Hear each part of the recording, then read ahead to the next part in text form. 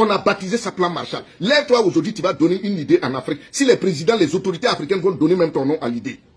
Aujourd'hui, tout le monde s'est enseigné plan Marshall. Christian Taubira s'est battu en France pour la reconnaissance de l'esclavage. La loi, là, on appelle ça loi Taubira. Mais en Afrique, zéro. Quel que soit ce que tu vas faire, c'est nos propres autorités qui vont même te combattre. Voilà les dures réalités.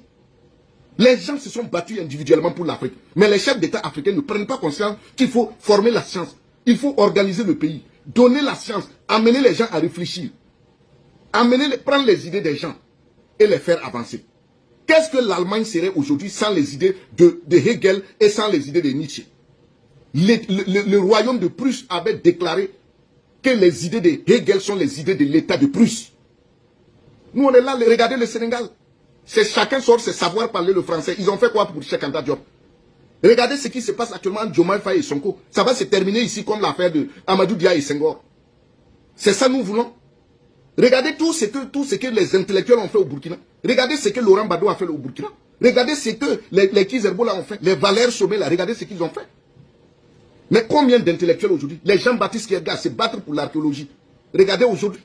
La SMC qui vient de se terminer là. Vous avez vu le Burkina parler de sciences là-bas? Tout est folklore. Alors que vous avez des sites inscrits au patrimoine mondial de l'UNESCO. Vous aurez pu faire de grandes expositions pour que les enfants découvrent la métallurgie, pour que les enfants découvrent l'architecture, pour que les enfants découvrent les peintures.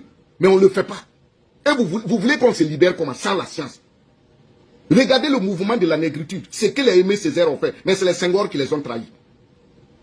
Tous les grands intellectuels européens, leur pays les finance.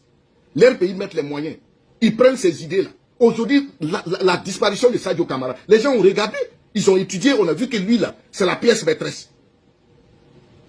Il faut qu'on change. Et vous, les chefs d'État africains, les jeunes là, ne venez pas, ne pleurichez pas que non, l'Occident. Non, non, non. L'Occident a été clair. C'est pourquoi je vous ai montré cette carte. C'est pas aujourd'hui que l'Occident est en train de dominer le monde par la violence.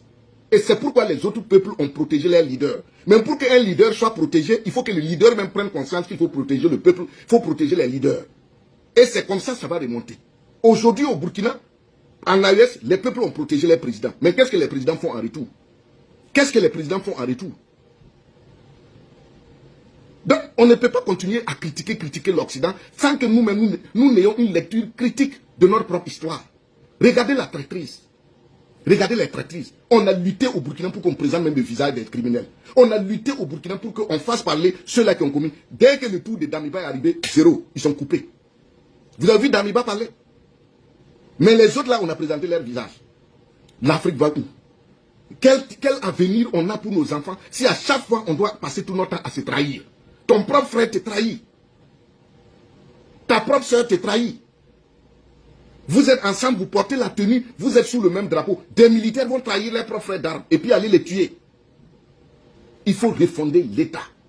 Il faut revenir sur les fondamentaux. Nous ne serons jamais des Hébreux, nous ne serons jamais des Bédouins.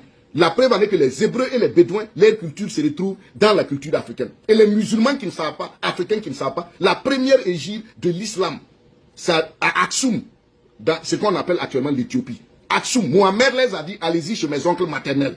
C'est là-bas qu'on ne malmène pas l'homme. Les Arabes ont honte de vous dire ça. Que Mohamed, ses oncles maternels, c'est à Aksum en Éthiopie.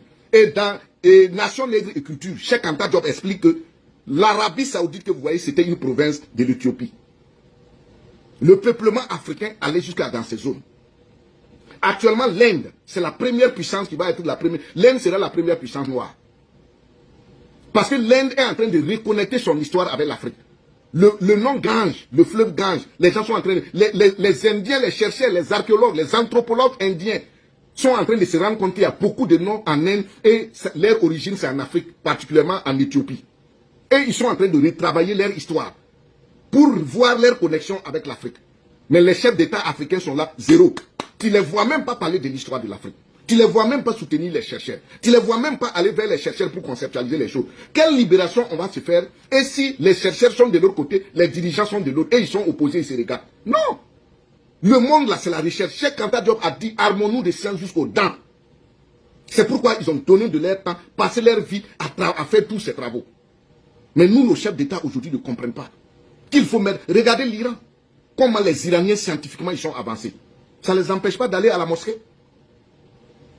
Mais nous, aujourd'hui, en Afrique, on n'a pas la science. Il y a plus de mosquées et d'églises en